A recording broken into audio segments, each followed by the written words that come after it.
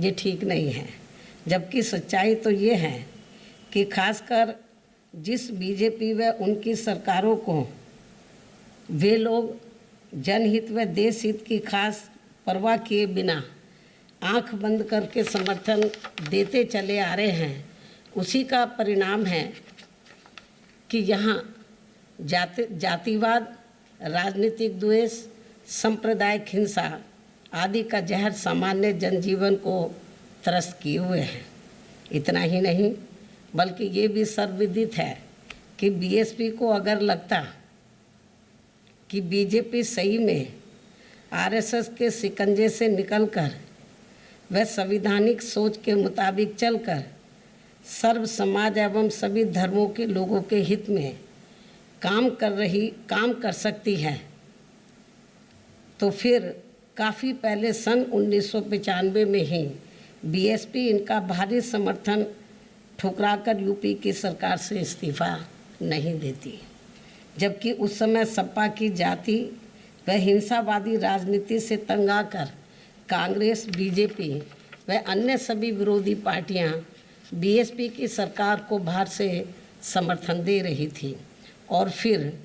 ना ही सन 2003 में इनके गलत इरादों को भांपकर बीएसपी इनसे अलग होती। इस प्रकार से बीएसपी इनकी गलत व संकीर्ण नीतियों की सर्वधर्म व सर्व समाज के व्यापक हित में हमेशा ही खुलकर विरोध करती रही है। कहने का तात्पर्य यह है कि कुल मिलाकर आरएसएस के सहयोग व समर्थन के बिना बीजेपी का अस्तित्व कुछ भी नहीं है। फिर भी आरएसएस अपनी कही गई बातों को बीजेपी व इनकी सरकारों से लागू क्यों नहीं करवा पा रही है, जो इन्होंने कल बातें कही हैं। यहाँ ये भी गंभीरता से सोचने की बात है। इसलिए इससे ये स्पष्ट होता है कि आरएसएस की कथनी व करनी में काफ़ी ज़मीन आसमान का अंतर है। खासकर जातिवाद, सांप्रदायिक व धार्मिकता आदि के मामले में ये लोग जो कहते हैं करते ठीक उसका उल्टा है, जो ये सभी को मालूम है। संक्षेप में अब मेरा यही कहना है कि आरएसएस प्रमुख का कल दिया गया ताज़ा बयान वास्तव में लोगों को न केवल अविश्वसनीय लगता है बल्कि मुंह में राम बगल में छुरी ही ज़्यादा लगता है। ऐसे में स्वाभाविक तौर पर जब तक आरएसएस, बीजेपी एंड कंपनी व इनकी सरकारों की संकीर्ण सोच व कार्यशैली आदि में सही सर्व समाज हितैषी संवैधानिक परिवर्तन नहीं आएगा, तो तब तक इनकी बातों पर खासकर मुस्लिम समाज द्वारा विश्वास करना बहुत मुश्किल लगता है। इसके अलावा यहाँ मैं धर्म परिवर्तन के मुद्दे को भी लेकर ये कहना चाहूँगी कि देश में डरा धमका के व लालच आदि देकर किसी का भी जबरन धर्म परिवर्तन कराना ये पूरे तौर से अवैध है, ठीक नहीं है, तथा ऐसे मामलों की सही जांच करा के इसके दोषियों के विरुद्ध सख्त कार्रवाई होनी चाहिए। इसके अलावा यदि इसके पीछे कोई भी देश विरोधी साजिश है तो फिर ऐसे लोगों के विरुद्ध तो काफ़ी सख्त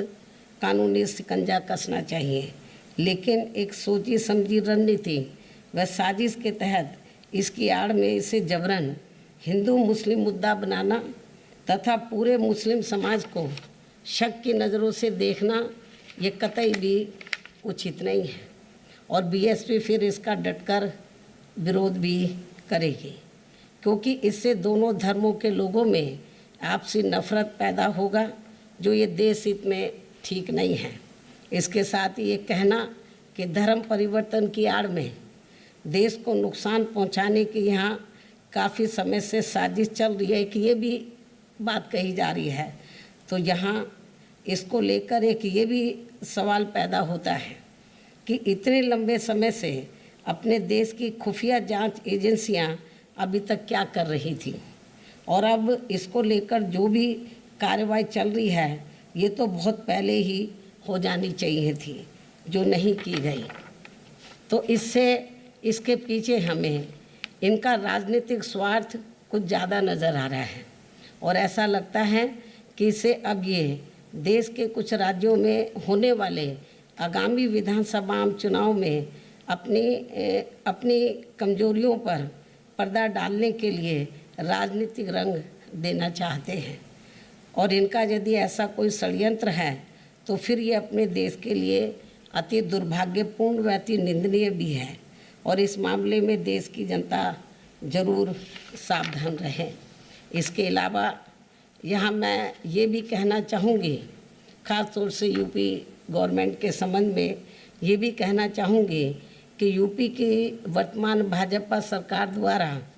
अधिकांश जातिगत, धार्मिक व राजनीतिक द्वेष की भावना से अभी तक जिन मामलों में भी जिनकी संपत्ति जब्त व ध्वस्त की गई है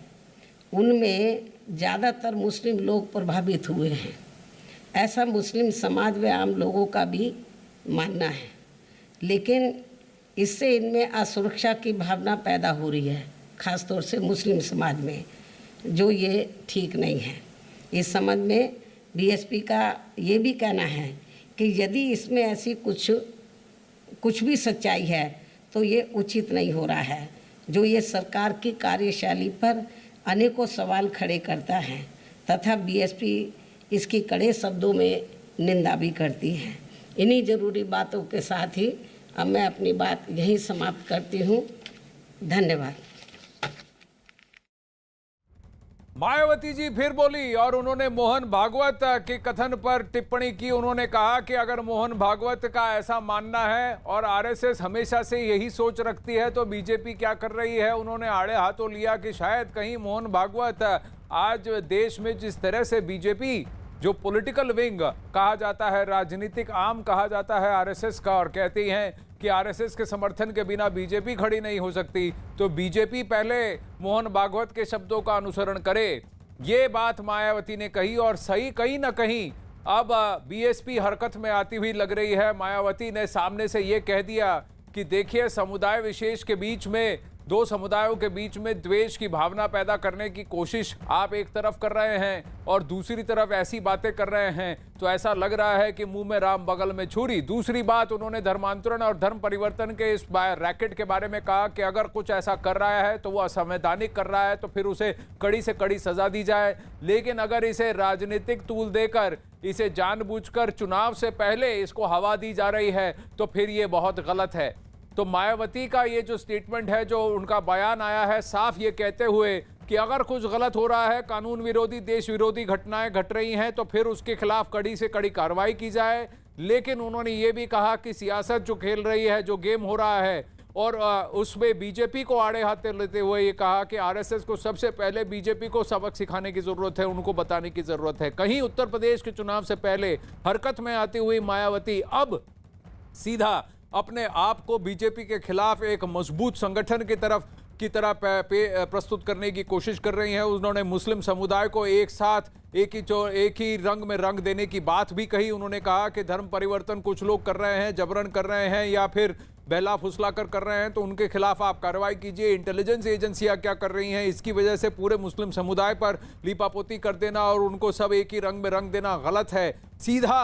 जो उनका कोर वोट बैंक है उस पर भी उन्होंने उसको भी बचाने की कोशिश की, क्योंकि मोहन भागवत का बयान जो था वो मुस्लिम राष्ट्रमंच के